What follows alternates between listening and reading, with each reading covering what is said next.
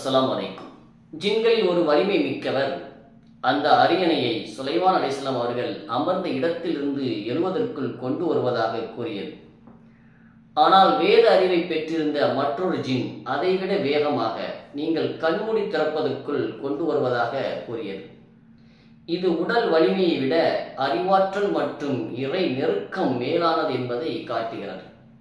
மிகப்பெரிய அரசராகவும் இறை தூதராகவும் இருந்த போதிலும் அரியணை தன் கண் முன் வந்து நின்ற அந்த பிரமாண்டமான தருணத்தில் சுலைமான் அலைஹிஸ்ஸலாம் அவர்கள் தற்பெருமை கொள்ளவில்லை. மாறாக உடனடியாக இது இறைவனின் அருட்கொடை என்று கூறி இறைவனுக்கு புகழாரம் சூட்டினார்கள்.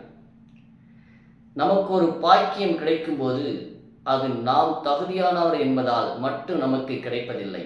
மாறாக நாம் அதன் மூலமாக நன்றி செலுத்துகிறோமா அல்லது நன்றி மறக்கிறோமா அல்லது ஆணவம் கொள்கிறோமா என்பதை சோதிப்பதற்காகவே இறைவன் இப்படிப்பட்ட அருட்கொடைகளை வழங்குகிறான் என்பதை இந்த வசனம் நமக்கு தெளிவுபடுத்துகிறது.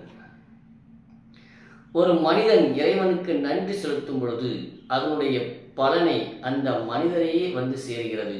ஒருவன் நன்றி மறந்து விட்டான் என்று சொன்னால் அதன் மூலமாக இறைவனுக்கு எந்த இழப்பும் இல்லை.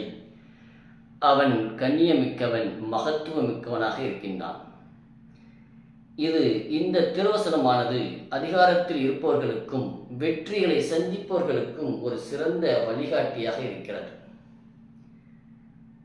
தன் முன்னே அந்த அரியணை வந்தவுடன் சுலைமான் அலைஹிஸ்ஸலாம் அவர்கள் அவளுடைய அரியணையின் அடையாளங்களை அவளுக்கு தெரியாதவாறு மாற்றிவிடுங்கள்.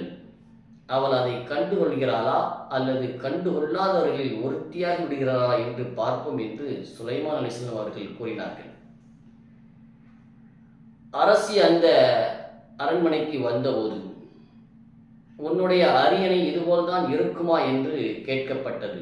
அதற்கு அவள் இது அது போலவே இருக்கின்றது என்று மிக சாதுரியமாக பதிலளித்தார். அத்தியாயம் 27 வசனம் 40 முதல் 42 வரை. அதன் தொடர்ச்சி அடுத்து பார்ப்போம்.